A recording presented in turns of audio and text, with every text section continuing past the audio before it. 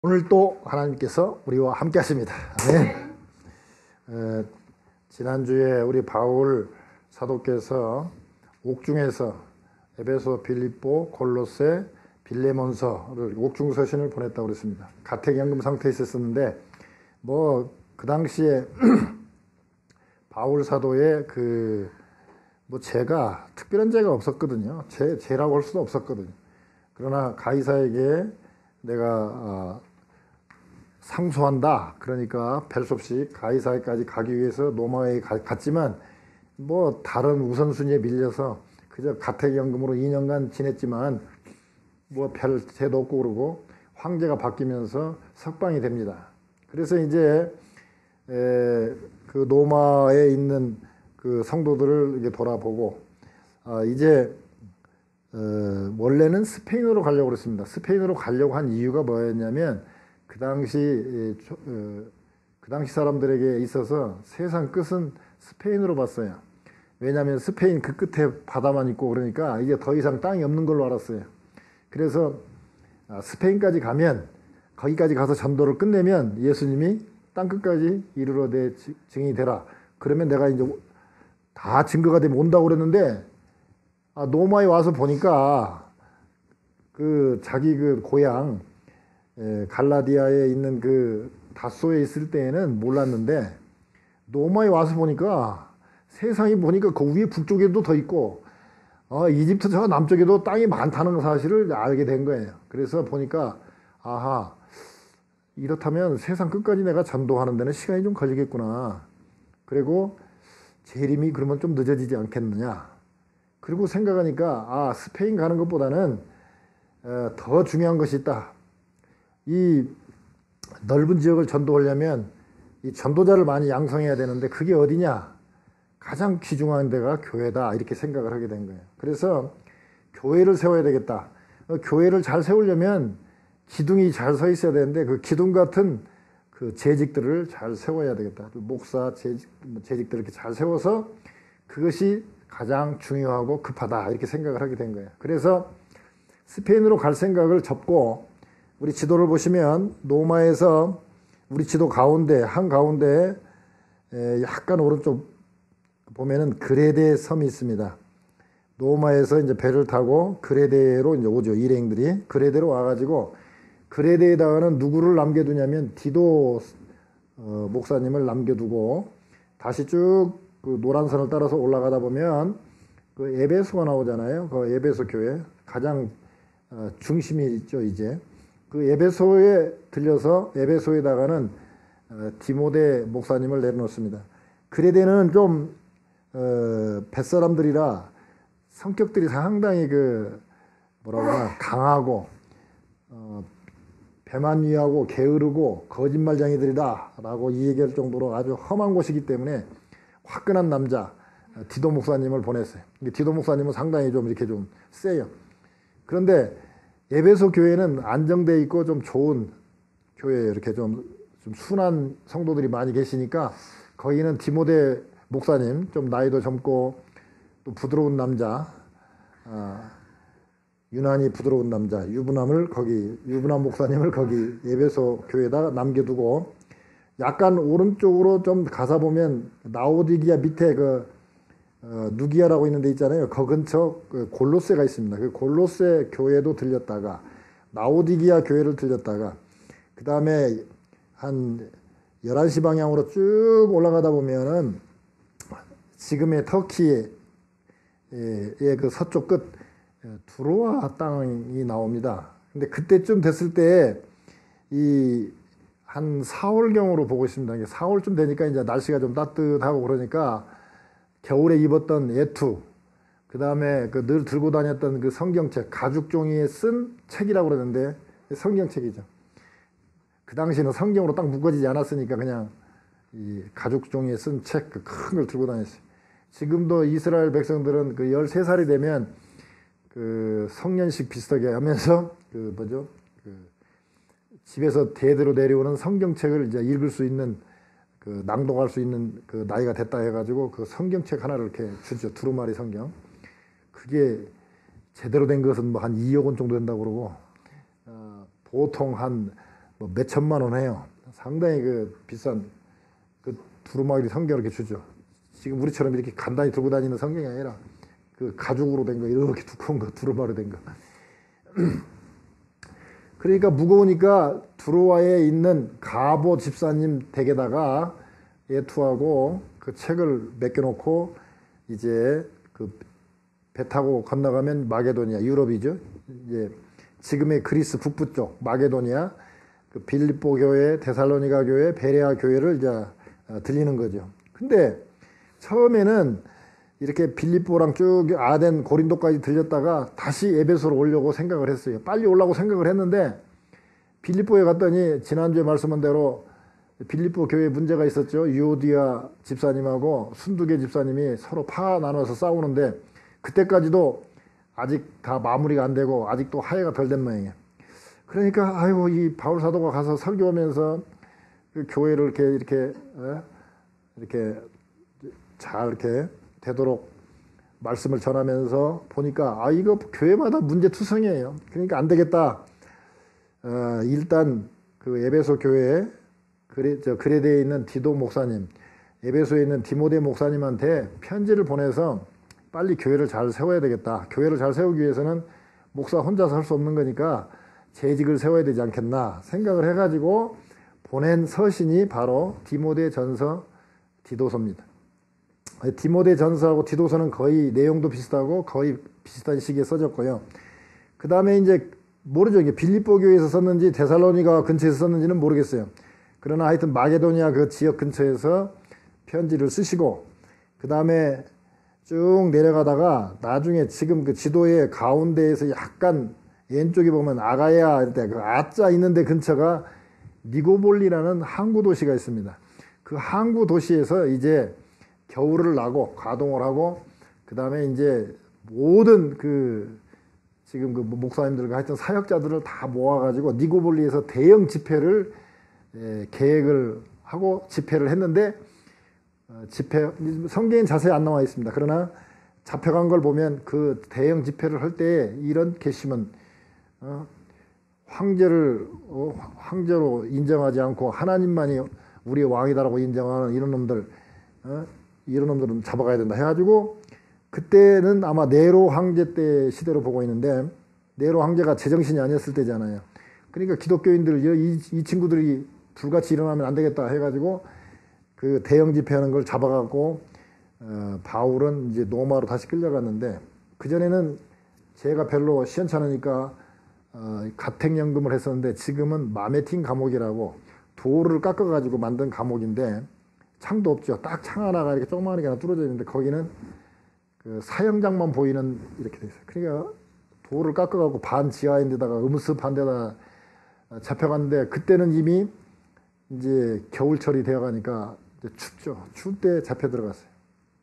그래서 디모데 후서가 이제 바울의 유언서라고 볼 수 있는데 디모데 후서를 그 마메틴 감옥에서 씁니다. 근데 거기에 보면 이런 내용 나오잖아요. 마지막에 야 내가 추우니까 그 가보집에다 디모데보다 빨리 오라고 그럽니다.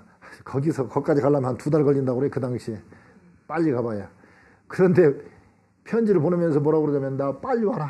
내가 지금 힘들다 이게. 지금 내 주위에 있는 사람도 다 떠나고 누가만 지금 내 옆에 있고 사역을 위해서 떠나가고 어떤 사람은 자기가 감옥에 갇혔으니까 이제 바울도 이제 끝이다. 이제 바울 따라다녀봐야 남을 게 없다. 그래가지고 이제 다시 이단으로 넘어가 버린 사람도 있고 그래가지고 그냥 누가 혼자만 의리 있게 붙어 있고 나머지는 다 떠나간 거예요. 그러니까 애로우니까 야 디모데야 빨리 저 가보 집사님한테 맡겨놓은 그 예투 가죽종이에 쓴 책 그리고 너 올 때 마가가 어디 있는지 모르지만 마가 데리고 와라. 여러분 기억나세요? 사도행전 15장에 보면 이제 1차 전도여행 끝나고 2차 전도여행 가자. 그러니까 좋다 해가지고 바나바 사도하고 우리 바울 사도하고 이제 바울은 실라, 바나바는 마가, 그 조카인 마가를 데리고 가려고 그랬어요. 그랬더니 아니다. 1차 전도여행 때 마가는 중간에 와버렸지 않냐. 그런 놈들은 데리고 갈 수 없다. 바나바는 아니다. 그때 할례 문제 갖고 좀 문제가 있었지만 이제 총회에서 할례 문제는 이제 이방인들에게는 할례 강요하지 말라고 이제 강요할 필요 없다고 얘기가 됐으니까 이제 마가도 다 됐다. 그러니까 마가 데리고 가자. 아니다. 한 번 배반한 놈은 영원한 배반이다. 아니다. 그냥 둘이 아주 피차 아주 심하게 다퉜다고 그랬어요. 심하게 싸우고는 갈라졌어요. 그때 마가는 이제 나중에 그 자기 삼촌인 바나바 사도를 따라서 구브로 섬, 사이프러스 그 구브로 섬으로 같이 가서 이제 사역하다가 나중에 베드로의 통역도 하고 베드로 비서처럼 지내죠. 그래서 이제 마가도 그 당시에 상당히 이제 유명 인사가 됐죠. 그런데 그 감옥에서 이제 죽음을 앞두고 있으니까 마가한테 좀 너무 심하게 했다는 생각이 좀 드는 거예요. 이제 이 바울 사도가 그 당시는 일 중심인 바울 사도가 생각할 때 전도를 위해서 그냥 자른 거지만 지금 지나놓고 보니까 내가 너무 심했구나라는 생각이 드니까 마가를 보고 싶어 하는 거예요. 마가를 데리고 오라고 그렇게 얘기합니다. 세 가지죠. 영적으로는 가죽종이에 쓴 책. 내 자신에게는 추우니까의 투. 나와 이웃과의 관계, 마가에 대해서 이렇게 세 가지가 생각이 가장 나는 거예요. 죽을 때 생각, 이제 죽기를 앞두고는. 결국 그 마메틴 감옥에서 디모데가 오기도 전에 이미 이 바울 사도는 순교를 당합니다. 그래서 로마 시민권자이기 때문에 십자가형이 아니라 참수형이죠. 그저 도끼로 머리를 쳐서 이렇게 죽는 참수형인데 이게 고통이 제일로 조금 빠르게 죽으니까 그래도 로마 시민권이라고 대우해 주는 게 참수형입니다. 그래서 목을 쳐서 떨었는데 그 목이 툭툭툭 3번 뛰었다고 그래요. 그래서 그 3번 뛴 자리마다 어떻게 그때 봤는지 어떤지 모르지만 그 3번 뛴 데다가 이렇게 표시를 해놓고 그 바울 순교 기념 교회가 거기 서 있다고 합니다. 그러니까 그 디모데 전서, 디도서, 디모데 후서는 이 목회자들인 디모데와 디도 목사님한테 보낸 편지다. 그래서 목회에 대한 편지다 해서 목회 서신이라고 그럽니다. 그러면 지금 오늘 디도에게 쓴 편지, 이 디도서를 우리가 봐야 되는데요.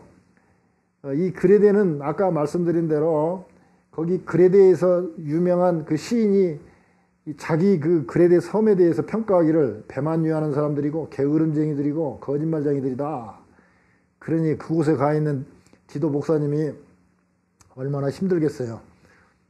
그러면서 그 오늘 5절에 보면 내가 너를 그레데에 떨어뜨려 둔 이유는, 그레데에서 목회하라고 놔둔 이유는 부족한 일을 바로 잡으려고 내가 너를 거기다 떨어뜨렸다. 그래서 부족한 일을 바로 잡기 위해서는 뭐가 필요하냐? 장로들을 세우려 한다 그랬습니다. 근데 여러분들한테 이제 헬라어로 제가 풀어서 설명은 뭐 이게 신학교가 아니기 때문에 그런 말씀을 드릴 수는 없지만 우리 신학 원어를 공부해 보면 목사, 장로, 감독, 그 다음에 이 교사도 다 한 단어입니다. 한 사람에 대한 얘기예요. 목회를 할 때는 목사라고 그러고 어떤 이렇게 여러 교회들을 이렇게 감독한다. 그런 기능을 얘기할 때는 감독. 그 다음에 나이가 들고 말하자면 교회의 어떤 그 뭐라고 그러나 어른 같은 그런 대접을 할 때는 장로 이렇게 부릅니다. 그리고 이렇게 원어에 보면 목사, 교사 이렇게 하이픈으로 되어 있어요. 그러니까 한 단어로 되어 있어요.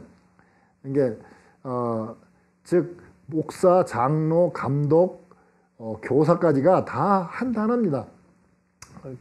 약간 이제 그 기능에 따라서 부를 때가 좀 달라요. 그 유명한 야고보 목사님도 야고보 장로라고 얘기하고요. 그 당시 보면 다 유명한 분들, 그 목사님들을 갖다가 다 장로, 감독으로 이렇게 다 불렀어요. 그 기능에 따라서 약간씩 좀 표현만 다를 뿐입니다. 아무튼 자, 오늘 제목이 뭐냐?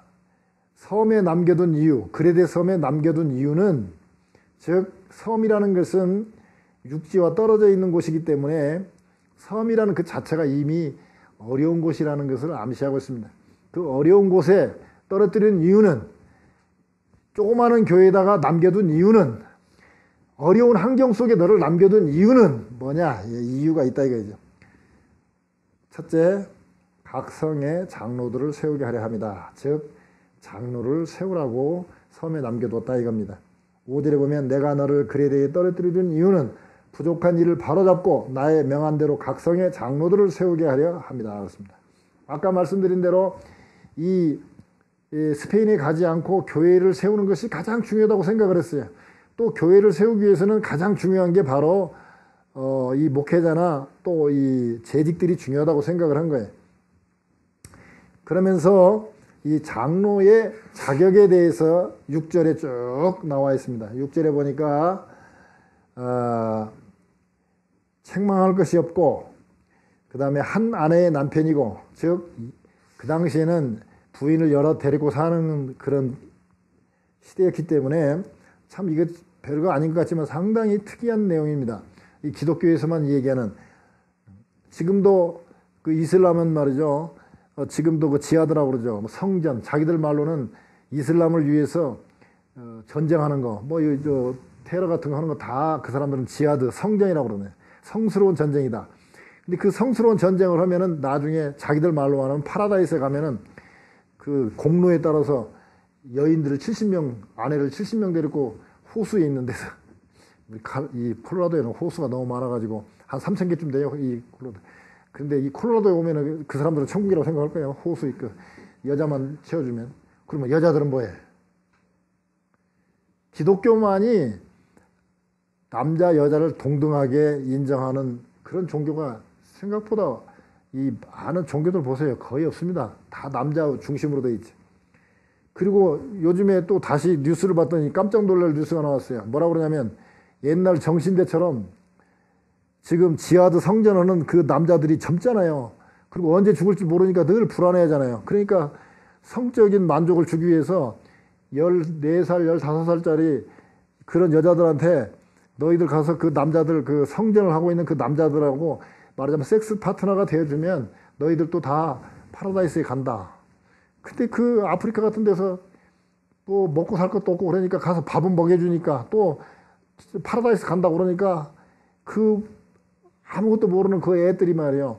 가서 하루에 막 남자를 30명, 100명씩 상대를 하는 그런 완전 노예 생활을 하는데도 그게 성전이다. 그게 말하자면 알라신을 위한 거다. 그런 아주 나쁜 짓들 하고 있어요. 기사 보세요. 한 아내의 남편이어야 된다. 장로는. 근데 아주 중요한 대목이 하나 나옵니다. 6절 마지막에 보면 믿는 자녀를 둔 자라야 할지니라. 그렇습니다. 어떤 믿는 자녀냐? 비방이나 불순종하는 일이 없는, 그 다음에 방탕하다 하는 그런 비방을 받지 않고 불순종하는 일이 없는 믿는 자녀를 둔 자여야 할지니라. 이게 정말 아주 중요한 내용입니다. 여러분, 자, 세상적으로 볼 때요, 아무리 큰 기업을 하고 엄청난 대기업을 이뤘다고 하는데 자녀가 하나도 없다고 생각해보세요. 상속할 사람이 하나도 없다고 생각해보세요. 그러면은 그 사람이 이룩한 것이 당대에 끝나버립니다. 저는 가장 훌륭한 목회자는 어떤 사람이 가장 훌륭한 목회자라고 생각하냐면 그 목사님의 아들이나 딸이 나는 아버님 뒤를 이어서 목사가 되겠습니다. 그러면 아주 훌륭한 거예요. 그 다음에 딸이 저는 아버님과 같은 그런 목사님하고 결혼해서 사모가 되고 싶습니다. 이런 자녀가 있다면 이건 최고의 성공한 목회자입니다. 지금 큰 교회 목사님들 중에서요, 그 교회 신방할 일이 얼마나 많으면 제가 깜짝 놀랐어요. 사랑의 교회가 지금은 어느 정도 모르겠는데 1년 평균 450명이 돌아가신답니다. 1년 평균 450명이 돌아가신대요. 평균 450명. 그러면은 50주예요. 5, 9, 45. 한 주에 9명씩 돌아가시는 거예요. 그러면 담임 목사님이 맨날 부목사님이 장례 치르는 것도 안 좋아하거든요. 그러니까 장례식 맨날 일주일에 9번 가야 돼요. 이쪽 장례식 갔다 저쪽 장례식 갔다 하루에 2번, 3번씩 가야 되는 거예요. 거기다 한 번만 갑니까? 입관할 때 가죠. 또 나중에 하관할 때 가죠. 그러면 450명 죽으면 적어도 한 500명 이상은 태어나잖아요. 한 주에. 한 해에. 그러니 맨날 일주일에 10명 이상 태어나죠. 한 9명 정도 죽죠. 그 다음에 또 뭡니까? 그것만 있습니까? 뭐 직장 오픈했다. 개업 예배 드려야죠. 구역 예배 드려야죠. 신방 예배 가야죠. 부목사가 있다 해도요, 담임 목사만을 원하기 때문에 힘들어요. 그러니까 밥 먹을 겨를도 없고, 그러다 보니까 결국 자녀들을 등한히 하니까요. 자녀들이 다 나쁜 데로 가가지고 자녀들이 잘못된 그런 큰 교회 목회자들이 얼마나 많은지 모릅니다. 그 사람들이 꼭 은퇴하고 난 다음에 하는 얘기가 있어요. 내가 좀 더 가정에 충실할 것을 하고 후회하는 사람들이 참 많습니다. 내노라 하는 큰 여의도에 있는 큰 교회 목사님도 보세요. 그 아들 맨날 그 감옥에 들랑달랑하고 얼마나 불편합니까? 마약하고 여자 뉴욕에 있는 그런 일들이 많아요. 왜? 훌륭한 자녀를 둔다는 게 쉬운 게 아닙니다. 최소한 자녀들이 그 목사님의 아버지 목사님의 그게 참 우리 아버님이 참 그래도 애쓰시고 훌륭하다. 최소한 목사가 안 된다 하더라도 아버지는 참 존경할 만한 분이다라고 인정한다는 거. 그건 정말 아주 큰 목회. 사랑하면요, 사랑의 열매인 자녀가 탄생되게 되어 있습니다. 성령이 충만하면 성령의 열매가 맺게 되는데요. 성령의 열매가 뭡니까? 결국은 뭐 복잡한 얘기 할 거 없어요. 그냥 뭐 성령이 충만하면 뭐셔 쪼쪼쪼. 간단히 말하면 나와 같은 신장 하나 나오면 그게 성령의 열매를 맺는 겁니다. 내가 전도해서 내가 가르쳐서 그 사람이 다른 사람을 가르치고 다른 사람을 양육해서 그 사람이 또 전도자로 될 만큼 이렇게 양육시키는 거. 그게 엄청난 축복이에요. 그런데 예를 들어서 자기가 전도하거나 자기가 뭐 이렇게 가르쳐서 온 게 아니고 그냥 교회가 크고 시스템이 잘 되어가지고 많은 교인들이 몰려왔다. 그러면 일종의 그거는 내 자식이 아니라 고아원이죠. 고아원. 부모 없는 자식들 데려다 키우는 거나 똑같아요. 그렇기 때문에 내 자녀가 아니에요. 뭐 그것도 고아원도 중요하지만 내가 내 자녀를 낳아서 내가 키우는 게 그게 얼마나 보람된지 모릅니다. 제가 하루는 새벽 예배 때 기도를 했어요. 아이고 하나님, 옛날에 그렇게 돈 잘 벌 때 그 돈 번 돈 가지고 제가 미니멈 그래도 100개 교회를 도울 수 있었는데, 그 당시에 100개 교회를 도울 수 있는데 그 돈으로 100개 교회를 도운 게 낫지. 제가 목사한다고 앉아갖고 성도들 몇 분 안 되는데 이렇게 목회해야 되겠습니까? 지금이라도 돈 벌어갖고 그냥 다른 목사님 도와드릴까요? 그랬더니 야 임마, 내가 돈이 없어서 너한테 목사 시킨 거 아니야. 너는 한 사람만 나오면 돼. 한 사람만 나와가지고 너 그 한 사람만 천국 보내면 너는 목사로 끝이야. 됐어. 네가 네 아들 낳아서 키우는 거 내가 보고 싶어. 그러더라고요. 새벽에. 그래서 깜짝 놀랐어요. 제가. 아이고 하나님, 제가 잘못 생각했습니다. 그래요. 여기 80억, 나무 자식 80억 중요하죠. 그러나 내 자식이 없으면 80억이 무슨 의미가 있습니까? 내가 낳은 아들이 있어야 돼. 내가 낳은 아들이. 아무리 큰 사역을 해도 필요 없어요. 내가 나를 닮은 내가 키우고 내가 전도해서 내가 키워서 내가 성장시켜서 그 사람이 또 다른 사람을 전도하는 그 사람 하나 키우지 못하면 몇만 명이 모이면 뭐합니까? 헛거예요. 내 자녀를 둬야 돼. 그래서 여기 보면 딱 믿는 자녀를 둔 자라 할지니라. 정말 중요한 말입니다. 베드로 요한이, 우리 사모님이 맨날 우리 목사님 베드로와 요한처럼 하루에 5,000명씩 회개시키고 침례 줄 수 있는 그런 목사님 되게 해달라고 기도해요. 고맙고 좋은 말씀이에요. 그러나 자, 베드로가 지금 살아셔서 하루에 5,000명씩 전도한다고 합시다. 80억을 전도하는데 몇 명 걸릴까요? 1년 400일을 잡읍시다. 아주 후하게 쳐서 400일 잡으면요 5,000명씩 4, 5, 20 1년에 200만 명 전도합니다. 아유, 200만 명 대단하죠. 200만 명씩 80억 전도하려면 4,000년 걸립니다. 베드로가 하루에 5,000명씩 전도해도요, 죽었다 깨어나도 4,000년, 결국은 80억은 손도 못 대고 끝납니다. 그런데요, 한 사람이 1년 동안에 한 사람을 전도해요. 그래서 그 사람을 키워가지고 그 사람하고 이제 또 내년에 제 2차년도에는 둘이 전도를 해서 4명 됐어요.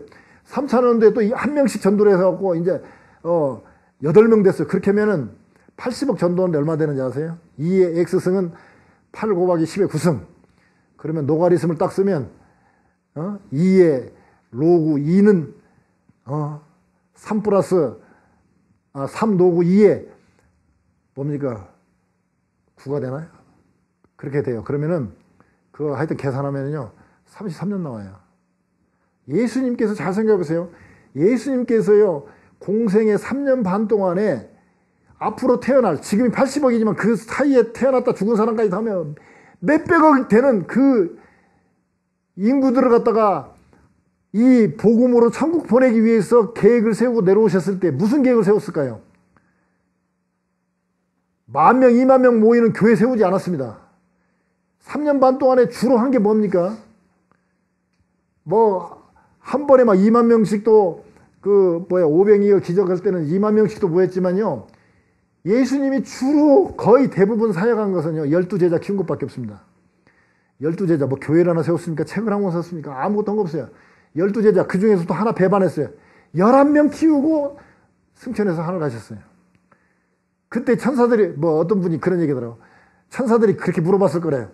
예수님, 베드로, 어부 출신들이고, 유다 배반했고, 11명,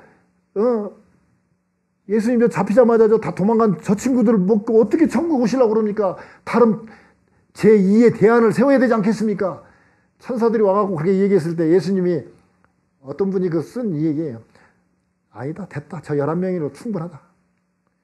그 11명이 전도하고 해가지고 또 제2사도가 나오고 또 거기서 목사님이 나오고 쭉 나와갖고 저까지 예수 믿고 목사가 됐단 말이죠. 11명이. 그러니까요, 아까 말씀드린 대로 숫자가 중요한 게 아니라 정말 내 아들 한 명이라도 내가 처음 갔을 때, 야, 네가 전도해가지고 네가 침례주고 하여튼 네가 양육해가지고 네 아들이라고 할 사람 누구냐? 했을 때 그냥 1명, 2명만 있어도 된다 이거예요. 평생에 1명만이라도 전도하면 되는 거예요. 지금 우리 신자가 8억입니다. 8억이 1명씩만 전도하면 16억이에요. 내년에 또 한 사람씩만 전도하면은요, 80억 전도 다 끝내. 그런데 지금 있는 8억이 전도를 안 해. 얘기를 안 나. 이게 문제란 말이죠. 섬에 남겨둔 이유, 그레데 섬에 남겨둔 이유는 장로를 세우라는 것인데, 그 장로 중에서 가장 중요한 건 뭐냐? 아들을 두어야 돼요. 영적인 자녀를 두는 그런 장로를 세우라 이런 것입니다. 두 번째, 섬에 남겨둔 이유는 뭐냐? 실제로 보니까 감독은 하나님의 청지기로서 책망할 것이 없고 제 고집대로 하지 아니하며 급히 분내지 아니하며 술을 즐기지 아니하며 구타하지 아니하며 더러운 일을 탐하지 아니하며 그랬습니다. 아까 말씀드린 대로 장로, 감독, 목사, 교사는 다 한 단어라고 그랬습니다. 그러면 여기서 그러면 목사만 세우면 됐지 장로, 집사 이런 얘기 하냐 그러지만 그게 아니라 지금 여기서 그럴지라도 지금 그레데 섬에 상당히 높습니다. 이쪽 긴 쪽으로는 160마일이라고 그래요. 상당히 높더라고요. 근데 그 큰 섬에 각 성마다 장로를 세우라, 각 성마다 목사를 세우라 이런 얘기입니다. 그런데 그럼 각 성마다 목사를 세웠으면 그 목사 밑에 또 그 일을 도와줄 기둥 같은 재직들이 있어야 되지 않냐 이거죠. 그러니까 지금 여기 장로, 감독, 그 다음에 세 번째는 교사를 세우라는 그랬지만 그런 그 재직들을 세우라는 얘기입니다. 근데 장로는 지위의 강조를 뒀습니다. 나이나 위험이 있는 그런 분. 똑같은 말이라도 감독은 같은 말이지만 직분, 하시는 일에 따라서 그냥 어떤 분은 감독이라고 또 이제 어느 때는 감독이라고 부릅니다. 근데 감독은 하나님의 청지기로서 그렇습니다. 이 청지기가 뭐냐? 우리말로 말하면은 참고직인데요. 스튜어드 이런 뜻을 쓸 수 있죠. 말하자면 집사 같은 그런 뜻이죠. 즉 재산 관리를 맡은 사람, 이 창고를 맡은 사람이라는 것이죠. 그런데 여기 책망받지 않고 고집이 어쩌고저쩌고 쭉 얘기인데 이거 어떻게 다 외우겠습니까? 근데 가장 중요한 것은 여기서 감독은 하나님의 청직이다. 하나님의 청직이다. 그러면 창고의 소유권은 누구 겁니까? 하나님 거잖아요. 하나님 거. 이게 통치권, 소유권은 하나님 것입니다. 이 세상의 모든 것들을 다 통치하고, 통치는 이 정치죠. 정치. 우리말로 말하면 정치. 그 다음에 소유는 경제예요. 그러니까 정치, 경제, 이 모든 것은 다 하나님 거예요. 그럼 우리는 뭐냐? 하나님이 맡겨준 거, 나한테 준 거 사용하는 거. 그 다음에 하나님의 창고 관리하라는 거. 이게 관리권, 사용권은 우리에게 있습니다. 근데 우리는 착각을 해요. 막 관리하다 보면은 이게 내 것 같아요. 그래서 이게 내 걸로 생각을 해요. 재능 하나님이 주신 겁니다. 재능의 소유권은 하나님 거예요. 그러면 그 재능 갖고 관리하고 그걸 가지고 그 재능을 잘 써가지고 남을 기쁘게 하고 그 재능으로 남을 도와주고 이런 것이 바로 사용권이고 관리권입니다. 우리는 관리권과 사용권만 있습니다. 그 소유권이 하나님 것이 있어요. 재능을 사용하지 않으면 하나님이 잘 사용할 사람한테 다시 거두어서 다른 사람한테 주게 됩니다. 하나님은 사역을 해야 되니까요. 그래서 가장 중요한 게 뭐냐, 이 돈이라든지 이런 그 내가 명예 이런 것들은 다 하나님 거니까 그런 건 놔두고 하나님 나한테 준 재능이나 맡겨준 돈 가지고 잘 하나님의 일에 사용하는 것입니다. 니펑이라는 사람이 부자들의 좋은 습관, 좋은 생각이라는 책을 썼는데요. 거기에 이런 이야기가 하나 나옵니다. 뭐가 했냐면 아버지하고 아들하고 강가를 산책을 하고 있었습니다. 그런데 아버지가 어떻게 잘못 발을 들여갖고 강에 쑥 빠졌네요. 근데 이 아들이 수영을 할 줄 몰라. 아버지도 수영을 잘 할 줄 모르는 사람이에요. 이 아들이 이거 자기 들어가면 자기도 빠져 죽게 생겼거든요. 그러니까 이거 어쩔 줄은 모르고 막 안절부절하고 있는데 마침 젊은 청년이 하나 있어요. 그러니까 여보시오, 우리 아버지가 빠졌는데 내가 수영할 줄 모르는데 좀 아버지 좀 빨리 구해주시오. 그러니까 내가 들어가면은 내 옷이 젖으니까 적어도 세탁비 쪽으로 100불 정도를 주시오. 그러면 내가 들어갈게. 그러니까 아이고 무슨 옷 세탁하는데 100불씩이나 얘기합니까? 70불. 그러니까 이 청년이 있다가 지금 사람이 죽는데 지금 100불이 문제냐고. 100불 안 된다고. 그러니까 70불 하자고. 그러니까 저 물속에 빠져있던 아버지가 있다가 뭐라고 하냐면 야야야야 50불이면 된다. 50불 막 합의가 그러세요. 그러니까 봐라고. 아버지 말 안 들었냐고. 50불이면 된다는데 70불이면 이것도 괜찮은 거라고. 그러니까 그래요? 그러면 내가 당신 말대로 50불에 구해줄 사람 있는가 한번 찾아보러 가겠습니다 하고 갔다 온 사이에 벌써 아버지는 익사해서 죽었습니다. 자, 아버지가 부자입니다. 그런데 그렇게 아껴갖고 돈을 벌어서 부자가 됐는데 지금 죽고 사는 문제에 있어서는 100달러가 문제입니까? 1000달러, 2000달러로도 살아나야지.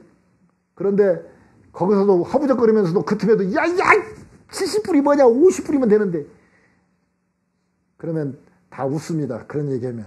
근데 우리는 그렇게 살고 있어요. 지금. 우리가 바로 허우적거리면서 아니야 70불이라니 저 아들로 보서 그리 갖고 어떻게 네가 돈을 벌겠냐. 응? 50불이면 되는데 그런데 결국 다 죽는다 이거죠. 우리는 돈이 정말 귀중한 건 사실이에요. 참 돈 갖고 안 되는 게 거의 없을 정도로 요새는 돈 합니다. 심지어 어느 교수가 신입 대학생들한테 너희들이 가장 중요한 게 뭐냐? 돈이요. 그러니까 돈은 어떤 일을 수행하는 데 필요한 도구지 돈이 목적이 아니네. 목적이 줘야 되네. 그러니까 뭐라고 할지 몰라도 저는 돈병이라도 맞고 싶습니다. 요새요 말로는 그렇지 않고 멋이 어쩌고저쩌고 행복한 가정 찾고 어쩌고지만 막상 돈하고 가정하고 딱 있으면 돈 택합니다. 지금 사람들이. 심지어 네가 10억을 준다면 너 감옥에 가서 10년 살겠냐? 감옥 가겠다는 사람이 지금 줄을 서고 있습니다. 그 말은 뭔 말이냐면 10억이면 내가 감옥에 가서 10년을 내가 썩어도 10억이면 어떤 돈인데 이런다니까 지금 세상이. 이렇게 변했어요. 그런데 이 돈이 정말 창조물이고 우리 인간들이 만들어낸 하나의 그 물질인데도 불구하고 이 돈 때문에 너무나 신경을 쓰기 때문에 심지어 예수님이 뭐라고 비유합니까? 감히 비교할 수도 없는데 하나님과 돈을 겸하여 섬길 수 없다 그랬어요. 그 정도로 거의 하나님 위치에 놓여 있는 게 지금 돈입니다. 그러나 그럼에도 불구하고 돈은 제약은 아닙니다.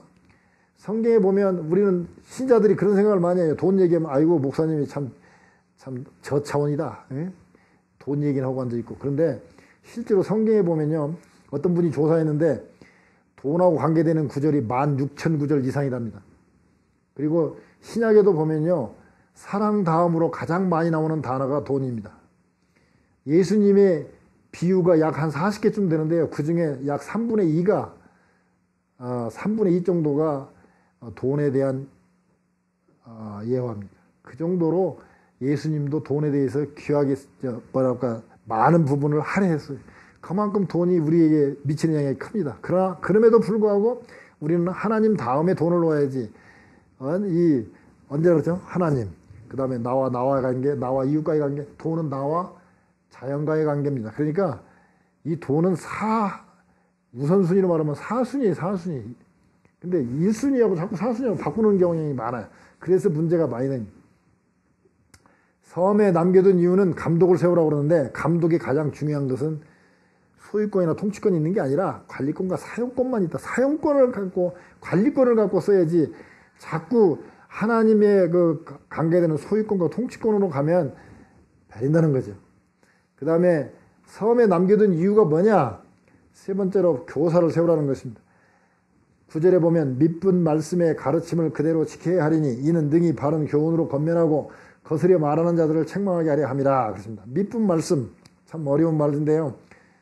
이게 원어 쪽에 보면 신실한 말씀, 참된 말씀, 즉 성경책을 말하고 있습니다. 하나님 말씀입니다.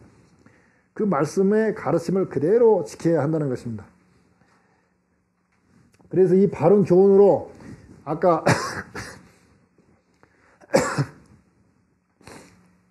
우리가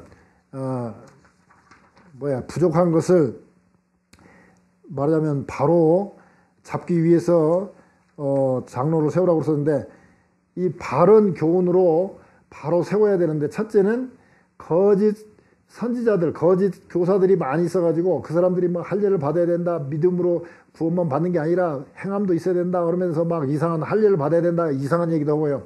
또 영지주의 영향을 받아가지고 야, 육체는 하찮은 것이고 그러니까 육체에 고통을 줘야 된다는 금욕주의, 또는 육체는 아무것도 아니니까 방탕하게 지내도 상관없다, 영만 깨끗하면 된다 해가지고 막 방탕으로 쾌락주의로 가는 사람들, 이런 사람들이 많았기 때문에 그 거짓 교사들을 갖다가 말하자면 거짓 교사들의 그런 게 현혹되지 않기 위해서는 바른 교훈, 즉 참된 말씀, 믿은 말씀을 잘 지켜야 된다. 또 두 번째는 그레데 섬에 있는 이 성도들이라는 사람들이 와서 믿는다고는 하지만 행실이 별로 바르지 못했어요. 그래서 바른 행실을 갖추도록 위해서 이 믿은 말씀을 잘 가르쳐야 되겠다. 근데 어떻게 가르쳐야 되냐? 그대로 지키는 사람. 이 교사는 어떤 사람이냐면 하나님 말씀을 가르칠 뿐만 아니라 그대로 지키는 사람, 그런 사람이 바른 교훈으로 건면할 수 있다는 것이죠. 어느 교사가 이제 결혼하기 전에 시골에서 초등학교 교사로 있었습니다. 근데 한 번은 학교를 갔다 오다가 이제 시골이니까 이렇게 그 다리에 이렇게 징검다리가 있잖아요. 근데 이 돌이 이렇게 별로 좋은 돌이 아니고 약간 이렇게 딱 다듬은 돌이면은 이렇게 딱 빠져 서 있는데, 그냥 큰 돌만 이렇게 신으면 이게 좀 약간 끄떡끄떡하는 그런 징검다리잖아요. 이 선생님이 듣다가 잘못해갖고는 그냥 물에 빠져버렸네요. 그러니까 그냥 옷을 다 버렸기 때문에 빨리 집에 가서 옷을 갈아입으라고 집에 막 급히 갔어요. 그랬더니, 어머니가 보더니, 그 선생님의 어머니가 보더니, 이거 나 물에 빠졌구나. 그러더니, 야, 근데 너 오면서 돌은 바로 놓고 왔냐? 그러니까, 아니요. 그냥 옷 갈아입으려고 빠져왔는데요.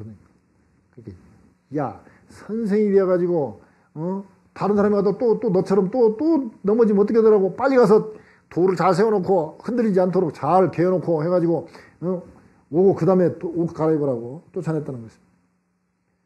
그렇습니다. 그 어머니가 참된 교사예요. 지금 이 초등학교 교사는 자기 옷만 갈아입을 생각하고 창피하니까 빨리 옷 갈아입을 생각만 했지, 그 다음에 또 나처럼 또 물에 빠질 사람이 있으니까 그 사람을 생각해서 빨리 그거를 잘 놓아놓을 생각을 않고 왔다는 거예요. 즉 어머니는 바른 교사 역할을 한 거예요. 근데 이 교사는 가르치기만 했지 그대로 지키는 사람은 안 했다는 것입니다. 자, 오늘 말씀 한번 정리해 보겠습니다. 지금 바울 사도가 참 이제 교회를 쭉 돌아보니까 또 그 다음에 로마에 가서 보니까 세상 끝이 스페인이 아니다. 그러니까 지금 재림이 금방 이루어지지 않는다면 더 많은 사람을 전도할 수 있는 가장 좋은 길이 뭘까? 교회를 세워야 되겠다. 교회를 세우려다 보니까 교회에 기둥 같은 일꾼들이 있어야 되겠다.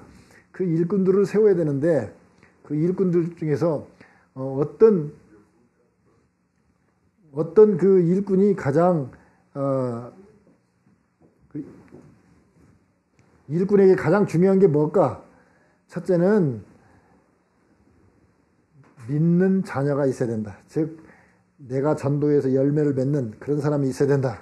또 하나는 그런 사람은 생각이 뭔 생각을 가져야 되냐면 청지기로서의 생각, 청지기론, 즉 청지기 사상을 가져야 되는데 통치권과 소유권은 하나님에게 있고 관리권과 사용권은 우리에게 있다. 청지기에 있다. 그런 생각을 가진 사람이어야 되고 또 바르게 가르쳐야 되는데 이런 사람들을 바르게 가르치는 그런 능력이 있어야 되는데 하나님 말씀대로 그냥 그대로 지킬 수 있는 사람, 그런 사람이 이 말하자면 교회의 기둥 같은 일꾼으로 세우는데 그런 일꾼들을 세워라라고 오늘 이 바울 사도가 디도 목사님에게 이 목회 서신을 써서 보낸 것입니다. 우리가 다 이 기둥 같은 일꾼들이 되어야 되는데 믿는 자녀, 믿는 사람들을 전도해서 하나 세우자. 그 다음에 청지기 생각, 청지기 사상, 그 다음에 그대로 지키는 그러한 직분자가 다 되기를 주님의 이름으로 축원드립니다.